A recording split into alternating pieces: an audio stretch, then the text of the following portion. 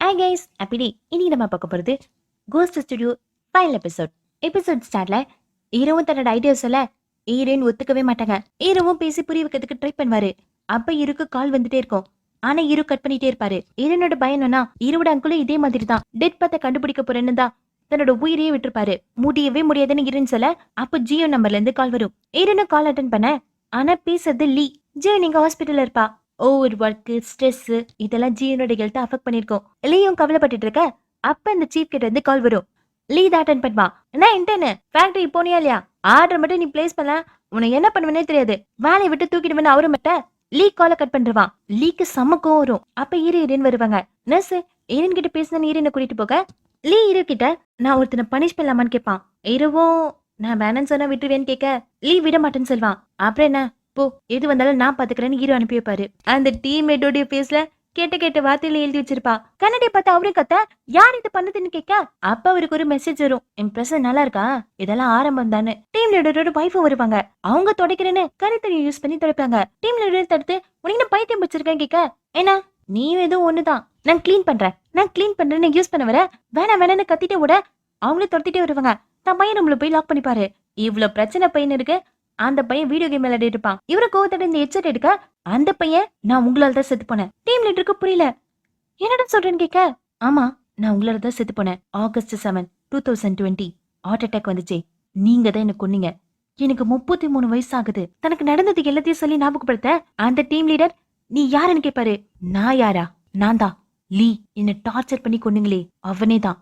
உங்களால தான் நான் செத்து போனேன். இப்போ 3 வருஷமா பேயா சுத்திட்டு இருக்கேன். உங்களுக்கு என்ன ஞாபகம் இல்லைன்னு கத்துன்னு கத்த ஐயோ என் பையன் லூஸ் ஆயிட்டான்னு அவரு ஓடி போயிடுவாரு. எங்க ஜீன் ஹாஸ்பிட்டல்ல இருந்து எந்திரிச்சிருவா. எந்திரிச்ச உடனே ஃபர்ஸ்ட் ஃபேக்டரிக்கு போக போறேன்னு சொல்வா.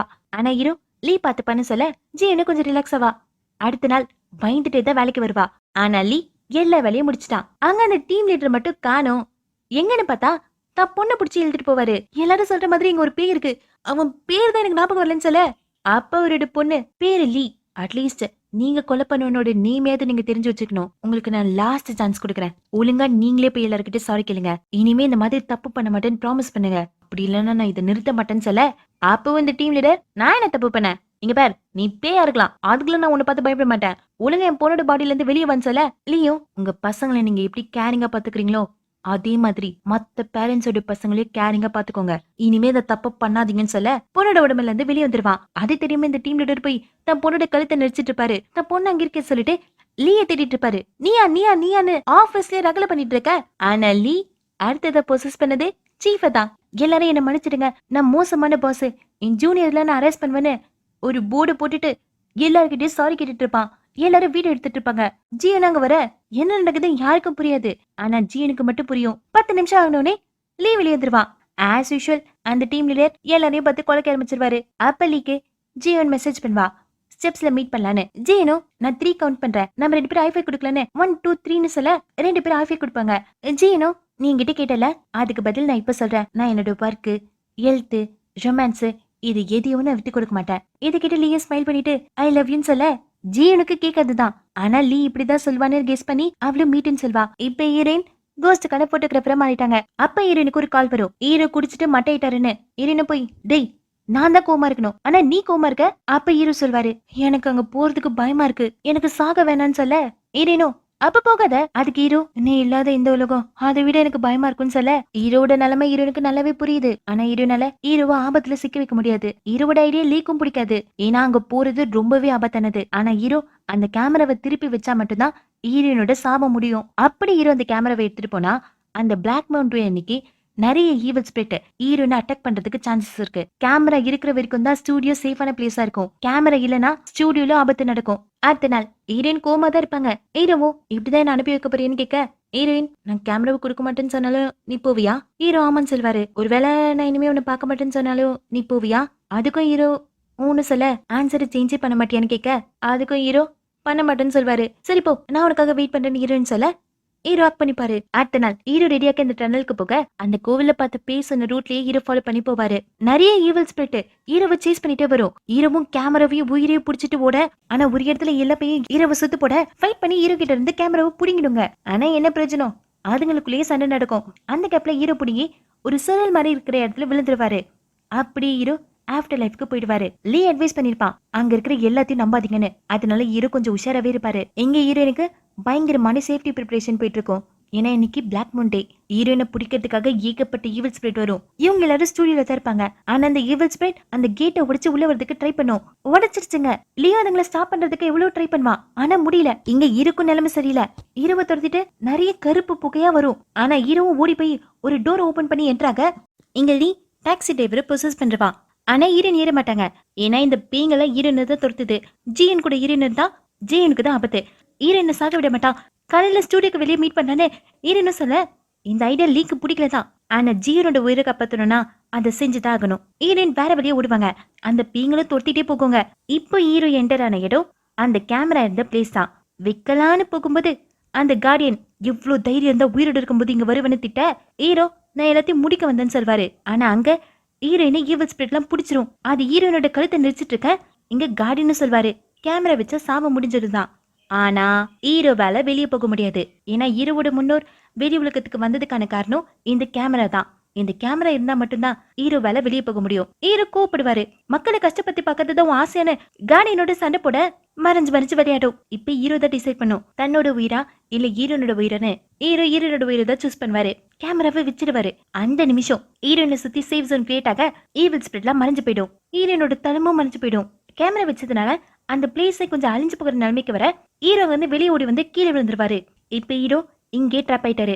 இந்த ஆஃப்டர் லைஃப்ல என்ன பிரச்சனைனா இங்க டைம் போறதே தெரியாது. ஒரு வருஷம் அப்புறம் ஜெர்மனில இருந்து திரும்பி வந்தாருன்னு நாராவை மீட் பண்ணுவான். ஏதாச்சும் தான் மீட் பண்ணிப்பாங்க. இப்ப நாரா ஒரு டூர் கைட் ஆட்டா.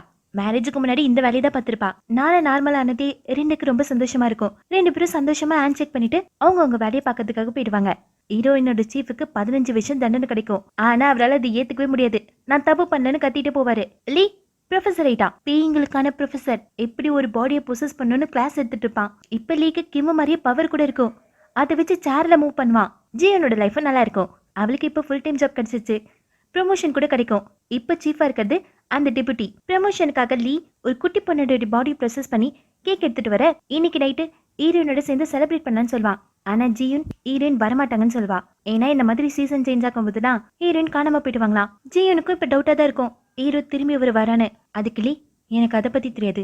ஆனா ஹீரோ கண்டிப்பா உயிரோடு தான் இருப்பான்னு சொல்ல எங்க ஹீரோயின் அந்த ஃபெரிஸ் வேலை தான் இருப்பாங்க. ஹீரோவை ரொம்ப மிஸ் பண்ணுவாங்க. தன்னை போட்டோ எடுத்து ஹீரோவோட போனுக்கு சென்ட் பண்ணிட்டு இருப்பாங்க. இப்பதான் ஹீரோ தன்னோட ஆஃப்டர் லைஃப்ல கண்மொழிப்பாரு.